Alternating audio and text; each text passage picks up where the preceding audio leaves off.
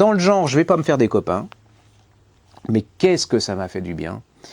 Je déteste les gens qui font du bien. Donc, je vous préviens, je vous le dis tout de suite, moi, le père machin, la mère truc, voilà. Je préfère ceux qui se font fouetter, enfin bon, voilà. Et vient de paraître de Maxime Vivas, le Dalai Lama Passisen chez Max Milo. Et là, vous savez, il y a des gens, on en a un peu ras-le-bol, il y a des gens, ils semblent être toujours gentils, il se passe rien, enfin, vous savez que le Dalai Lama, en plus, il a un truc qui m'énerve, c'est ce que dit l'auteur, il sourit tout le temps comme les bisounours, vous voyez, et je me dis, c'est pas possible qu'on soit toujours gentil, quoi, c'est pas possible, c'est pas humain, quoi, c'est pas... Et là-dedans, il vous donne une vision, alors je sais pas si c'est vrai ou pas, mais en tout cas, ça a au moins...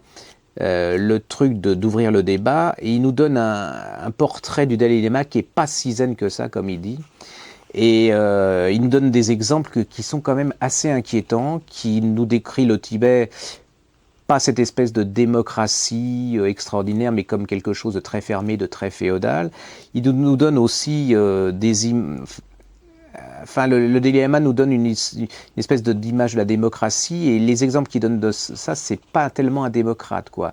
Il y a un courant du bouddhisme auquel il appartenait et qui est devenu l'ennemi du Dalai Lama.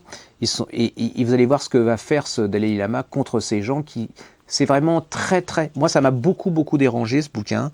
Et même si vous êtes adepte de cette philosophie, je crois que l'honnêteté intellectuelle veut qu'on lise ce bouquin, parce que c'est quelque chose qui vraiment quand même très dérangeant, et qui demande à ce que quelqu'un s'oppose à ça, à dire ce qu'ils disent là-dedans n'est pas vrai. Et j'ai l'impression que personne ne s'oppose à ce qui se dit là-dedans.